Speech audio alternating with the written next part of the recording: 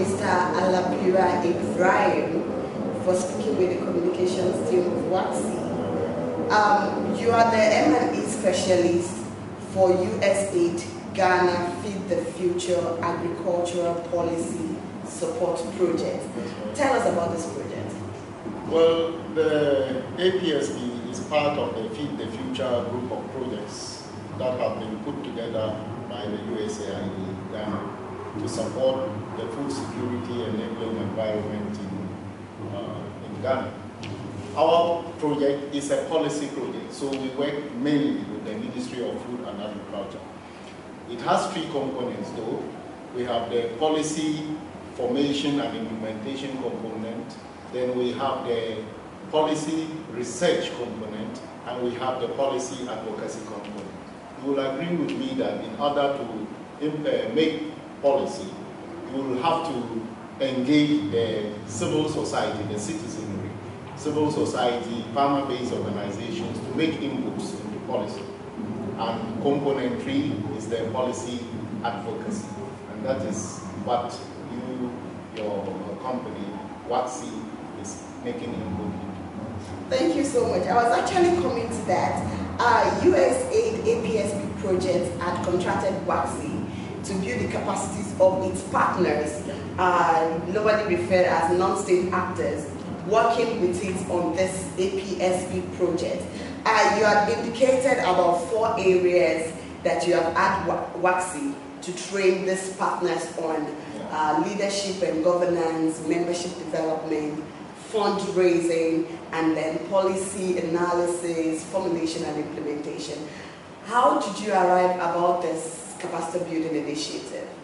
Well, there are various components when we talk about organizations. There are various components they put together to be able to run the organization well. And these are the aspects that we just enumerated. Now, the project did do some assessment of the non-state actors, that is the civil society organizations, farmer-based organizations, and so on, to see their capacity, organizational capacity, to manage their organizations and their membership. And through that self-assessment, we came out with some capacity building needs for these organizations.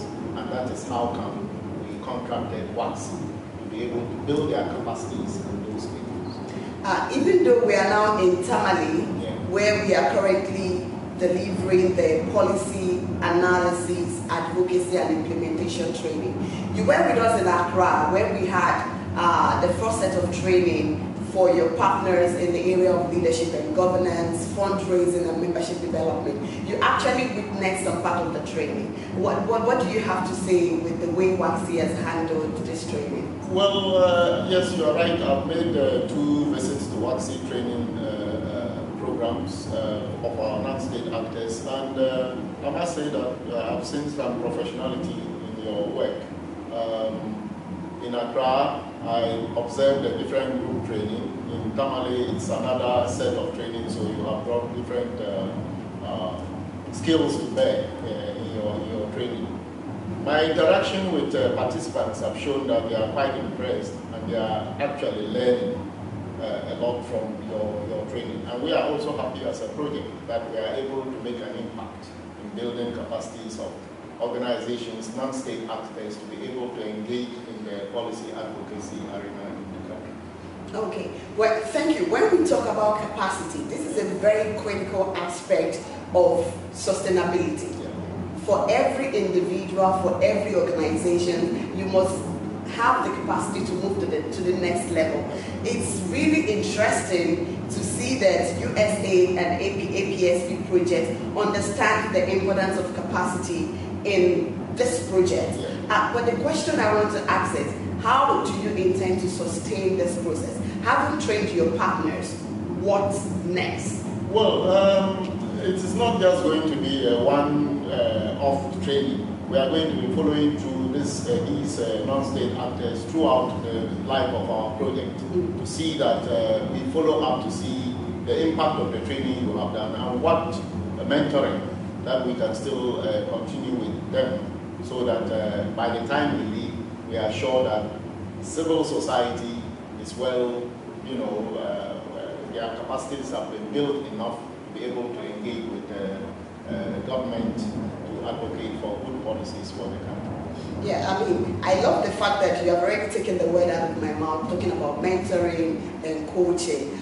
This is one area that we were hoping that APSP would be willing to further support these partners. But one last question that I would like to ask you is, having had this experience, having dealt with these partners for a while, since the lifespan of this project, could you tell us exactly how you think they have contributed to the goal that USAID had for this project from its inception?